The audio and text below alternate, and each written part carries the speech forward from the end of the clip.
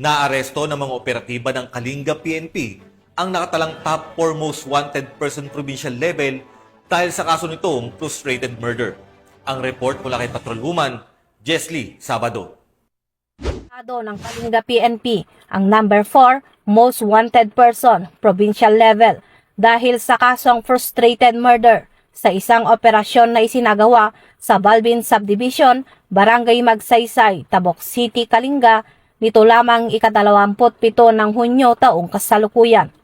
Pinangunahan ng Tabok City Police Station ang operasyon, katuwang ang Kalinga PPO sa pamumuno ni Police Colonel James D. Mangili, Provincial Director ng Kalinga Police Provincial Office, kasama ang Provincial Investigation Unit, 1st Kalinga PMFC, Regional Intelligence Division ng PROCAR at Provincial Intelligence Team Kalinga.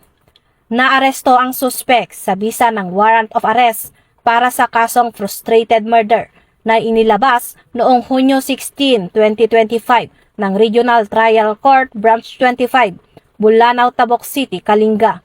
Ang nasabing kaso ay may itinakdang piyansang nagkakahalaga ng 200,000 pesos. Matapos basahan ng kanyang mga karapatan sa wikang kanyang naiintindihan, agad na dinala ang suspek sa tanggapan ng pulisya para sa tamang dokumentasyon at kaukulang disposisyon. Hinihikayat ng kapulisan ang publiko na makipagtulungan sa pamamagitan ng pagbibigay ng tamang impormasyon upang mapabilis ang pagkakaresto sa mga pinaghahanap ng batas.